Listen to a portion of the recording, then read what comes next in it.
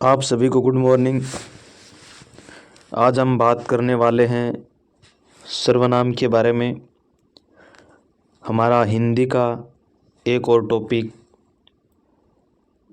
वो सर्वनाम होगा।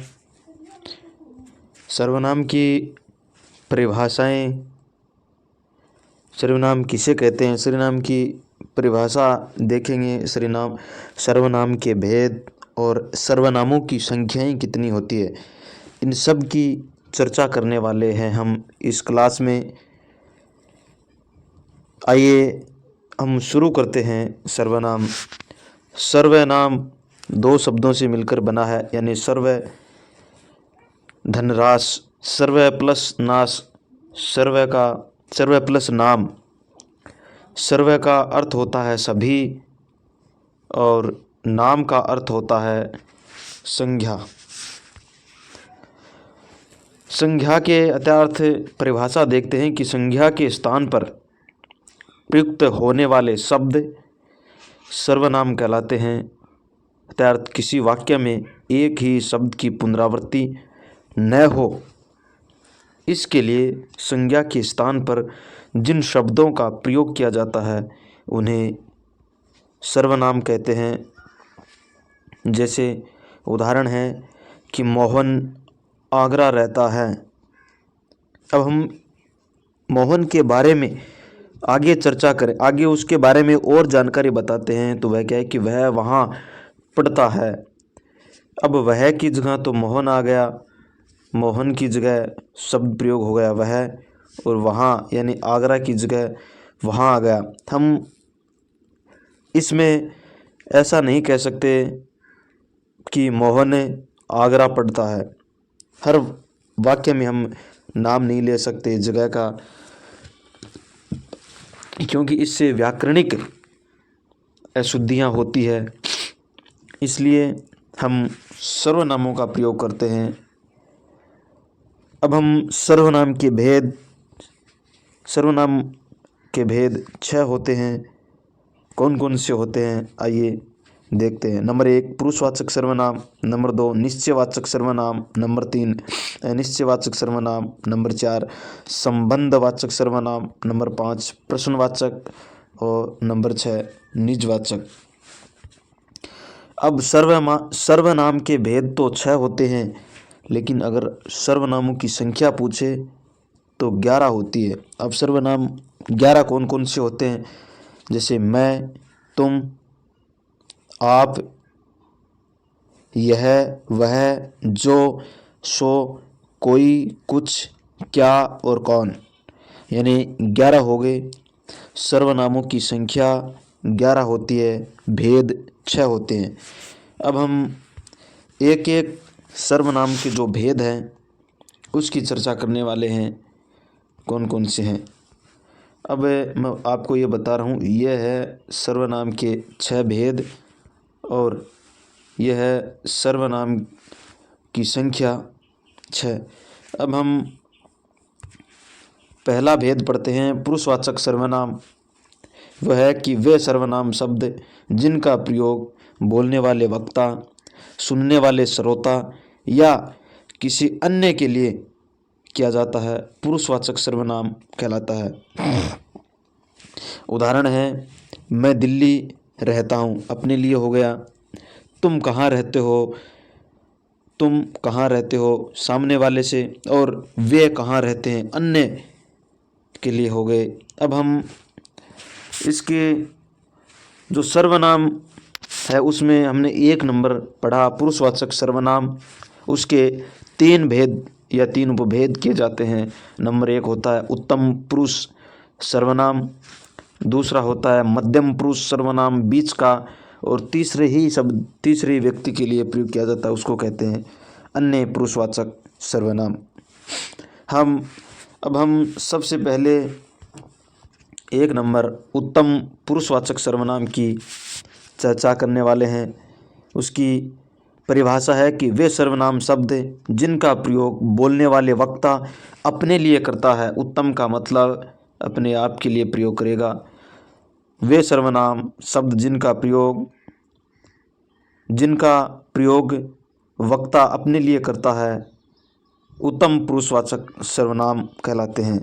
जैसे मैं, मुझे, मेरा और मुझको, यह एक वचन के लिए हो गए अपने लिए, और हम, हमें, हमारा, हमको, हम, हमें, हमारा, हमको, ये बहुवचन के लिए हो गया। अब हम इनको वाक्य में प्रयोग करके देखते हैं कि हमें किस तरह से एग्ज़ाम में वाक्य देके उसमें सर्वनाम पूछता है। हम आइए उदाहरणों के माध्यम से समझते हैं। वाक्य है कि मैं कल दिल्ली घूमने जाऊंगा। यह है उत्तम पुरुषवाचक, यानी अपने लिए कर रहा है बोलने वाला, और वक्ता यानी मुझे आप सभी के साथ बहुत मेहनत करनी है। अब मुझे अपने लिए हो गया। इसी तरीके से अगला उदाहरण है कि हम बड़ों का हमेशा सम्मान करेंगे। चौथा उदाहरण है हमें किसी से द्वेष भाव नहीं रखना चाहिए। यह भी खुद के लिए प्रयोग कर रहा है। आगे वाला उदाहरण है, वो वाक्य है कि हमको दुनिया की रीति के अनुसार चलना चाहिए। हमें किसकी रीति के अनुसार चलना चाहिए? हमें दुनिया की रीति के अनुसार चलना चाहिए। आगे का जो 2 नंबर का पुरुषवाचक सर्वनाम है, उसका दूसरा भेद है मध्यम पुरुषवाचक सर्वनाम। उसकी परिभाषा है कि वे सर्वनाम शब्द जिनका प्रयोग बोलने वाले वक्ता, सुनने वाला श्रोता के लिए प्रयोग करता है, मध्यम पुरुषवाचक सर्वनाम कहलाता है। यानी बोलने वाला हो गया वो तो उत्तम पुरुष हो गया अपने लिए, और अगर दूसरे के लिए यानी अगर सामने वाले को सुना रहा है तो वो हो गया मध्य, यानी बीच का जो व्यक्ति होता है उसके लिए जो प्रयोग में लिए जाते हैं वे होते हैं मध्यम। वे कौन कौन से होते हैं? जैसे तुम, तुझे, तेरा और तुझको, ये एक वचन के लिए प्रयोग किए जाते हैं। तुम, तुम्हें, तेरा और तुझको, और तुम, तुम्हें, तुम्हारा, तुमको और आप, ये बहुवचन में प्रयोग लिए जाते हैं। अब हम इनको वाक्य में प्रयोग करके देखते हैं। वाक्य में प्रयोग करेंगे। वाक्य है, पहला वाक्य है रमेश तुम कल कहाँ जा रहा है। हम पूछ रहे हैं किसी से, उसका नाम रमेश है, उसको बोल रहे हैं कि रमेश तुम कल कहाँ जा रहा है, यानी मध्यम दूसरे के लिए हो गया। इस तरीके से रमेश आप कल कहाँ जा रहे हो, किसी अपने से बड़े को इज्जत के लिए आप कहाँ जा रहे हो। मैंने तुझे कल बहुत याद किया था। मैंने तुझे कल बहुत याद किया था। उसने तुम्हें बहुत बार बुलाया था। उसने तुम्हें बहुत बार बुलाया था। रमेश ने मुझको उपहार दिया है। रमेश ने तुझको उपहार दिया है, यानी तुझको उपहार दिया है। ये हो गए मध्यम पुरुषवाचक सर्वनाम। अब हम पुरुषवाचक का तीसरा जो भेद है उसकी चर्चा करने वाले हैं। वो है अन्य पुरुषवाचक सर्वनाम। परिभाषा है कि वे सर्वनाम शब्द जिनका प्रयोग बोलने वाले वक्ता और सुनने वाले श्रोता किसी तीसरे के लिए यानी किसी अन्य व्यक्ति के लिए प्रयोग करते हैं, उसे अन्य पुरुषवाचक सर्वनाम कहते हैं। उदाहरण इसमें होते कौन कौन से हैं? जैसे यह, वह, ये, वे और आप।